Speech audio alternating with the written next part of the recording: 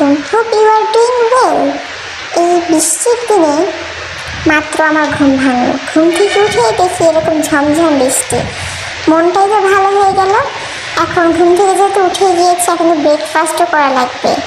আমি আসলে ডায়েট করতেছি, বুঝছেন তো। এই ডায়েটে প্রতিদিনই ওটস একই রকমভাবে খেতে খেতে আমি একঘেয়ে হয়ে গিয়েছি। তাই আজকে ভাবলাম একটু ভিন্ন রকমভাবে ওটস ট্রাই করি। আমার অনেকদিন ধরে ডেজার্টও খেতে ইচ্ছে করছে, আবার ঘুম থেকে আজকে লেটে উঠেছি। আমি ভাবলাম যে একটা ডেজার্ট আইটেমই খাওয়া যায় ওটস দিয়ে। তো এগুলো সব ভাবতে ভাবতে বৃষ্টি বিলাস করতে করতে আমি আমার রান্নাঘরের দিকে চলে যাই।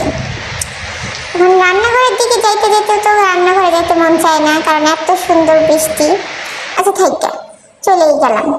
তারপর দেখেন এই যে একটা কৌটা, এটা কিন্তু আসলে চকলেটের কৌটা না, এটা হচ্ছে ঘিয়ের বয়ম আমার আম্মুর।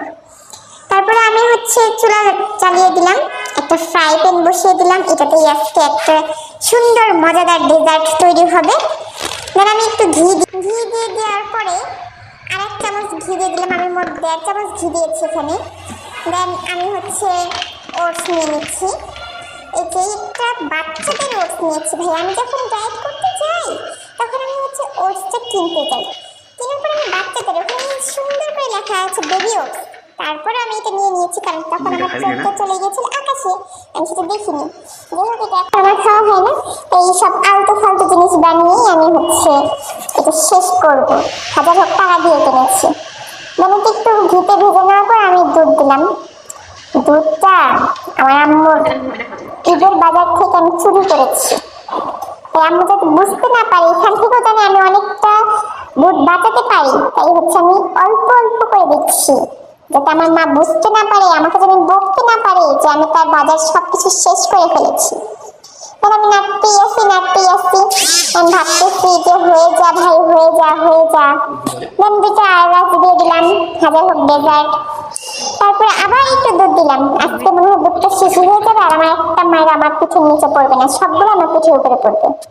ঠিক আছে, তাও তো ডেজার্টটা যেহেতু বানাইতে নিয়েছি, ডেজার্টটা তো বানাইতেই হবে নাকি। তারপরে আমি রান্না করতেই আসি। তারপর ডেজার্ট বলে কথা, যতই ডাইটে থাকি ভাই একটু চিনি তো লাগবেই। আমি খুবই অল্প পরিমাণ, বিশ্বাস করেন, খুবই সামান্য পরিমাণে চিনি দিচ্ছি। 1.5 চামচও না, 1 চামচও না, 1/2 চামচ। তারপর দেওয়ার পর আমি এরকম নেড়ে নিলাম, আবার দুধ কমে গেছে।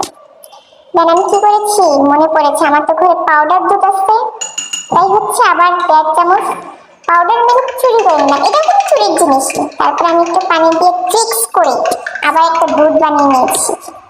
তারপরে